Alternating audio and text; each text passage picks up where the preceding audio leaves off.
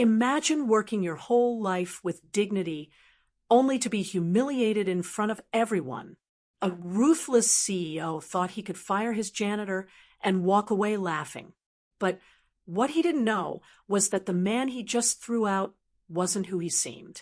In fact, he held more power than the CEO could ever dream of. And when the truth comes out, it leaves the entire company stunned and the arrogant boss speechless. The glass towers of Stratton Industries gleamed under the morning sun, a symbol of power and wealth in the heart of the city. Inside the lobby, employees rushed through the polished marble floors, their footsteps echoing in the vast space. Some carried laptops, others balanced coffee cups, but no one gave much attention to the older man in the navy blue janitorial uniform quietly mopping near the elevators. His name was Harold. To most people in the building, he was invisible, the man who cleaned up their coffee spills, who emptied their trash cans, who quietly made sure their office world remained spotless. He rarely spoke, but when he did, his voice carried the calm wisdom of someone who had lived through far more than the fast-paced suits around him could ever imagine. But to Richard Cole, the CEO of Stratton Industries, Harold was nothing more than a nuisance. Richard was the kind of executive who saw life in numbers, profits, losses, power, and control. To him, people were either assets or obstacles, and janitors fell firmly into the latter category. That morning, as Richard walked briskly into the lobby with his assistant trailing behind, he stopped short, scowling at the sight of Harold mopping near the elevators. "For God's sake, Harold!" Richard barked, his voice booming across the marble. "Do you have to be in the way every morning? Move aside before someone slips and sues the company." Harold calmly pushed the mop to the side, giving Richard a polite nod. "Morning, Mr. Cole. Just trying to keep the place safe and clean." Richard sneered, adjusting his cufflinks. "Safe and clean?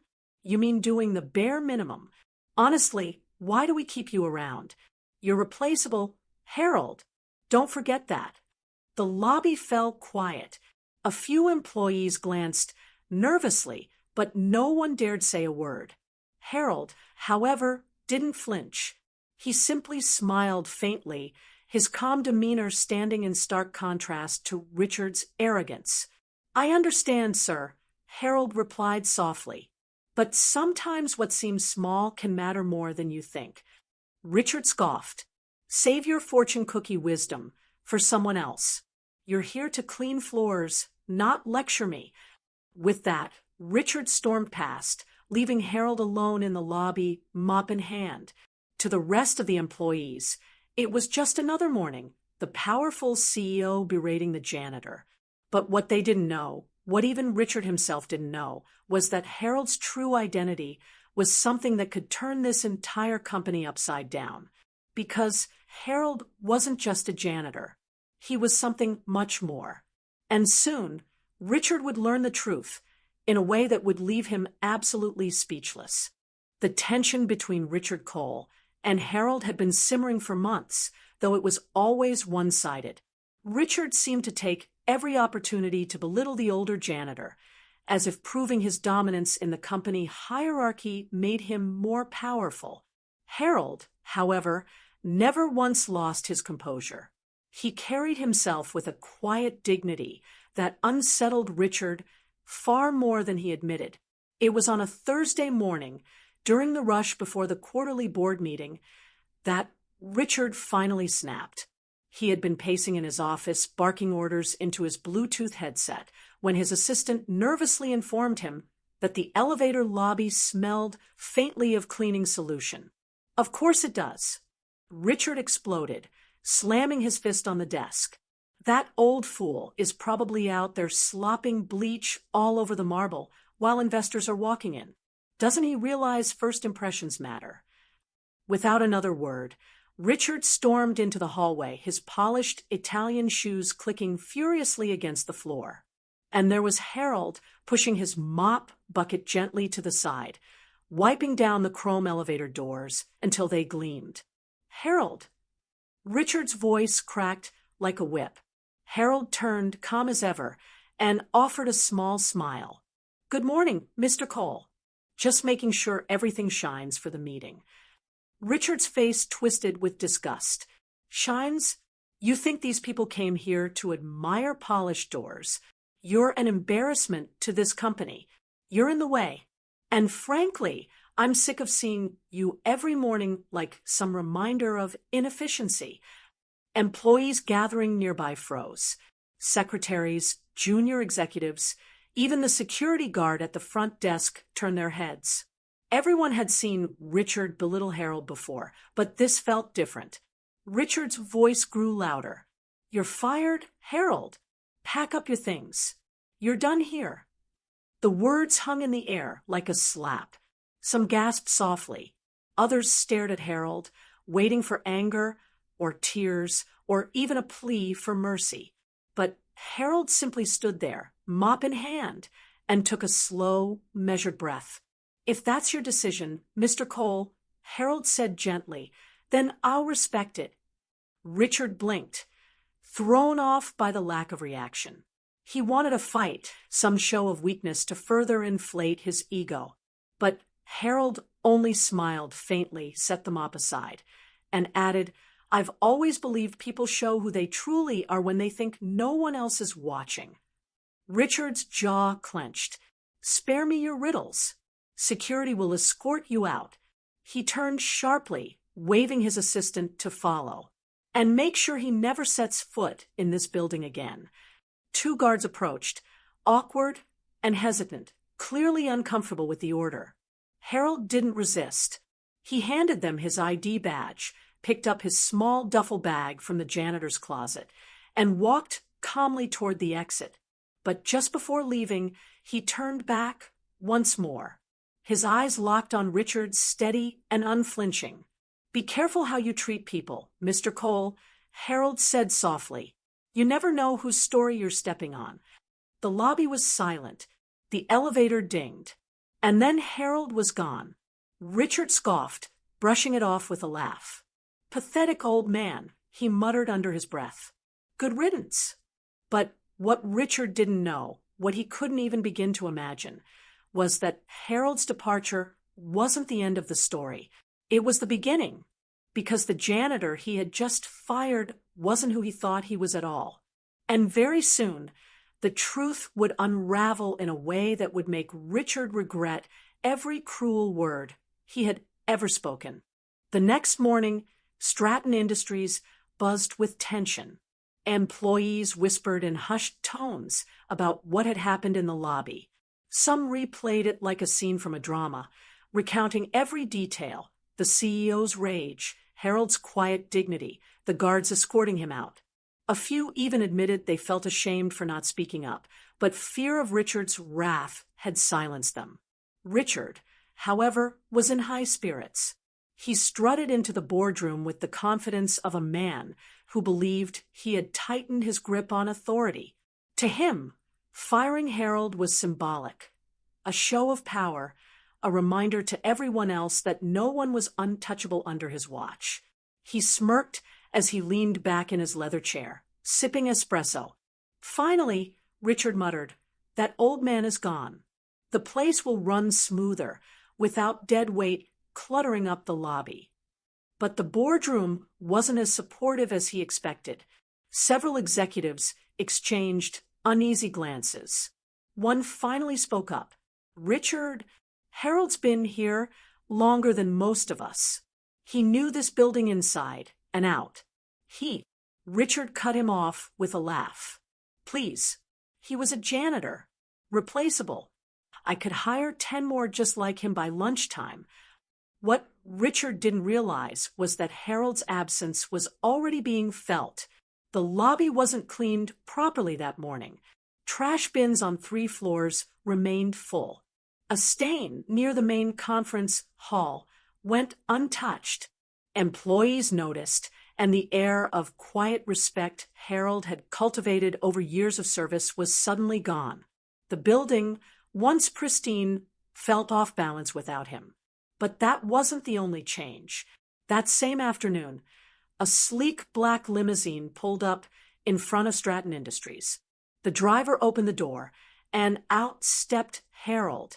No janitor's uniform this time. He wore a tailored charcoal suit that fit perfectly across his broad shoulders, his polished shoes reflecting the sunlight. His calm demeanor hadn't changed, but now there was an undeniable aura of power about him. The lobby staff froze. The receptionist nearly dropped her pen. Even the guards who had escorted him out the day before straightened nervously. Harold gave them a polite nod as he walked past, his stride confident and measured. He pressed the elevator button and rode to the top floor, where Richard's office overlooked the city skyline. When Harold stepped out, Richard was in the middle of another tirade, scolding an assistant for not ordering the right brand of sparkling water. Richard turned, and for the first time in a long while, he was speechless. "Harold," Richard sputtered. What are you doing here?" "I told security." Harold raised a hand calmly. "Don't worry. I'm not here to mop your floors anymore." He stepped forward, his presence filling the room in a way Richard couldn't explain. "I thought it was time you learned who I really am." Richard's assistant froze in the corner, eyes wide as Harold reached into his jacket and pulled out a leather folder. He laid it on Richard's desk with deliberate care. Richard opened it, and his jaw dropped. Inside was Harold's true identity: Harold Jennings, majority shareholder and silent partner of Stratton Industries. "You," Richard stammered. This can't be real." Harold smiled faintly. "It is. I built part of this company before you ever stepped foot in it. Years ago, I chose to walk away from the spotlight. I wanted to see how the people I entrusted with power treated those beneath them. So I came back, not as an executive, not as a partner, but as the man you called replaceable." Richard's face turned pale. His hands trembled as he pushed the folder away. The room was silent except for the sound of Harold's steady voice. "You fired me yesterday without knowing who I was. You mocked me, humiliated me, and thought it made you stronger. But all it did was show me who you truly are." "And Richard," Harold leaned in slightly, his gaze piercing, "I don't invest in arrogance. I don't invest in cruelty. I invest in character." The words struck harder than any shouting ever could. Richard, the man who prided himself on control, suddenly found himself powerless in his own office. The very man he had dismissed as nothing was the one who held his future in his hands. And in that moment, Richard Cole realized he wasn't the one doing the firing anymore. For the first time in his career, Richard Cole felt the walls of his office closing in on him. The arrogance that usually defined his posture was gone. His shoulders slumped, his voice cracked, and his eyes darted between Harold and the damning documents on his desk. You've been here all this time?" Richard asked, his voice barely above a whisper. Harold nodded slowly, his calm presence only amplifying Richard's panic. "For years. Watching, listening, observing how those with power treat those without. You see, Richard, anyone can act with dignity when they're on top. But true character shows when no one is watching, when you think someone is beneath you." Richard's assistant, who had been silently frozen in the corner, swallowed hard. She had witnessed Richard belittle Harold more than once, and now she felt a pang of guilt. She also realized something Richard hadn't. Harold had noticed everyone's behavior, not just his. "Why?" Richard demanded suddenly, his voice rising as he tried to recover some sense of control. "Why would you, a majority shareholder, a partner, demean yourself by pretending to be a janitor?"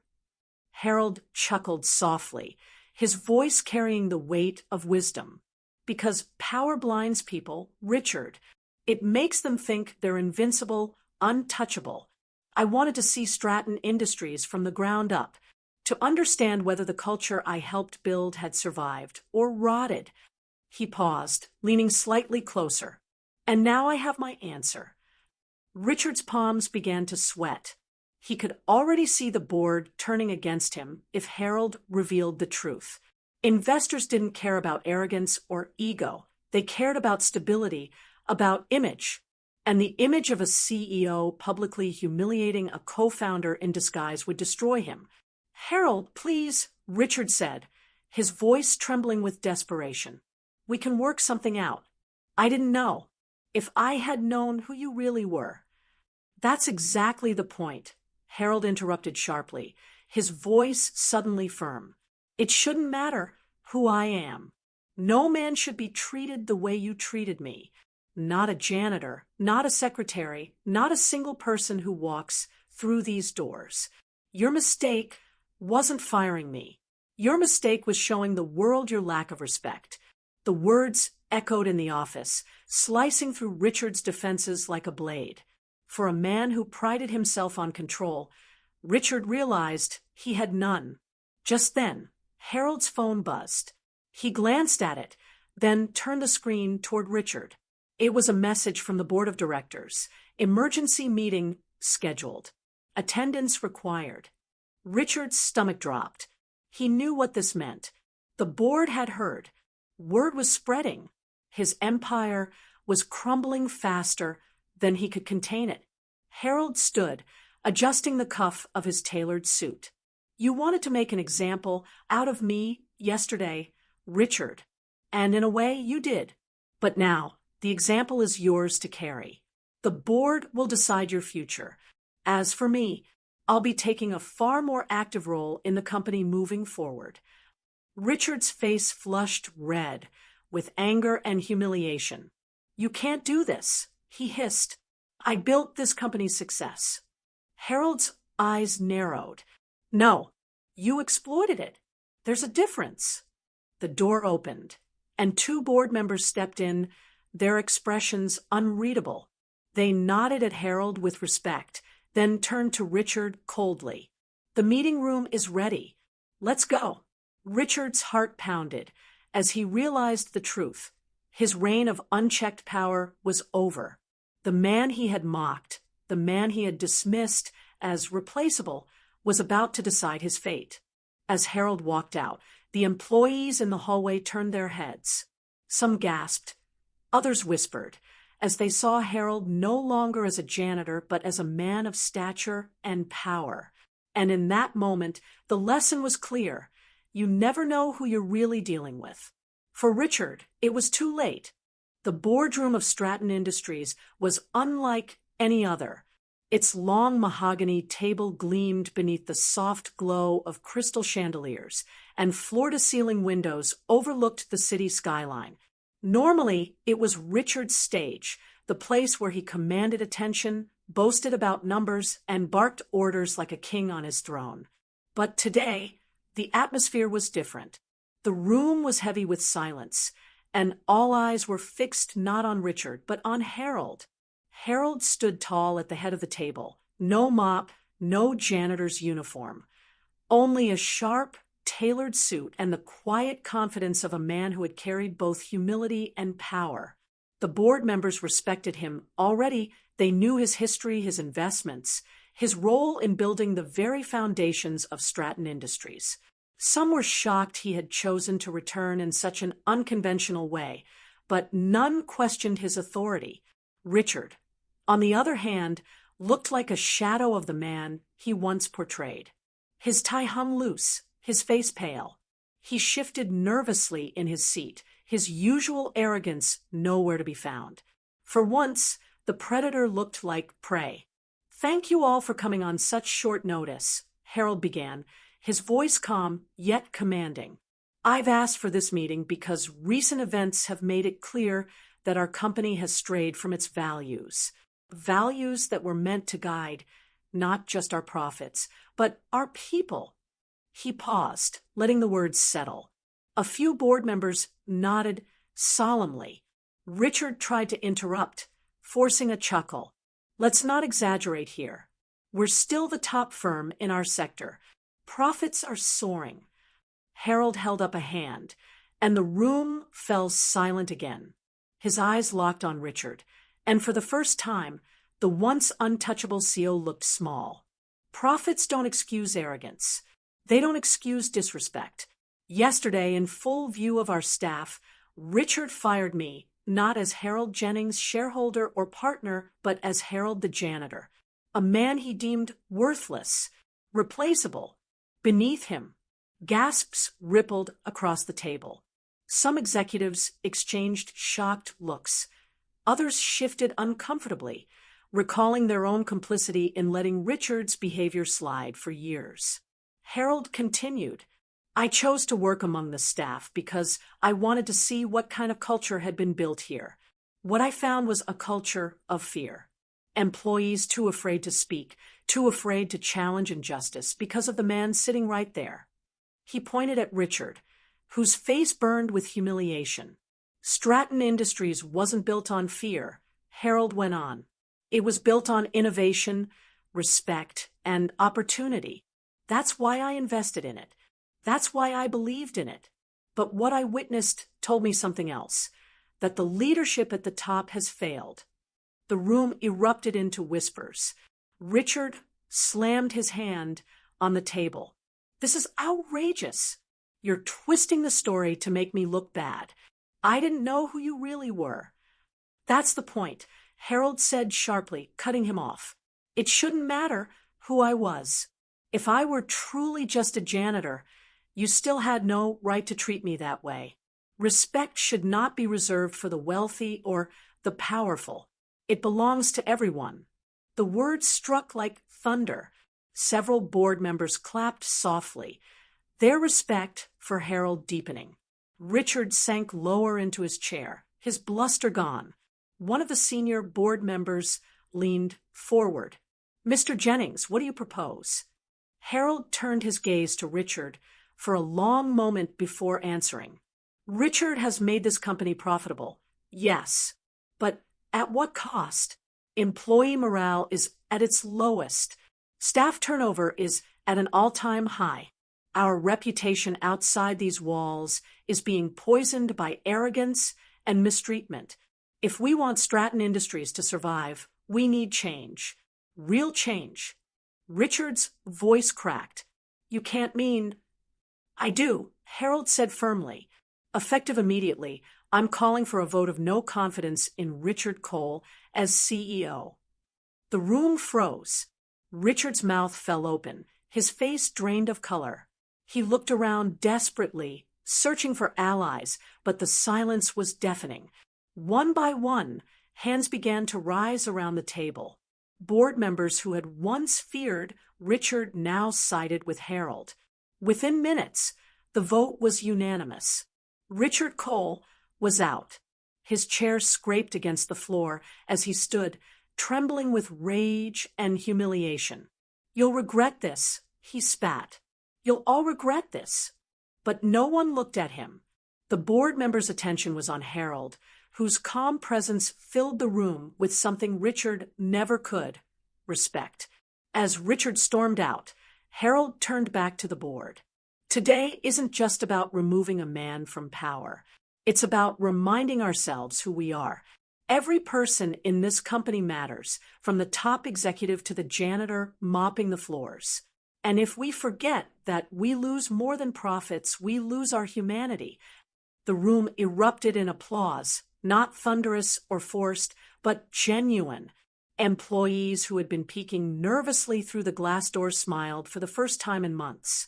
News of what happened would spread quickly, but Harold didn't mind. Let it spread. Let people know that respect was making a comeback. As Harold left the boardroom, employees gathered in the hallway. Some clapped, others whispered, but all looked at him with newfound admiration. No longer invisible, Harold was now a symbol, a reminder that power doesn't define worth, and humility doesn't mean weakness. And though Richard left speechless and broken, Harold's final words to the staff echoed through the building like a promise. Never forget, the way you treat people is the truest measure of who you are.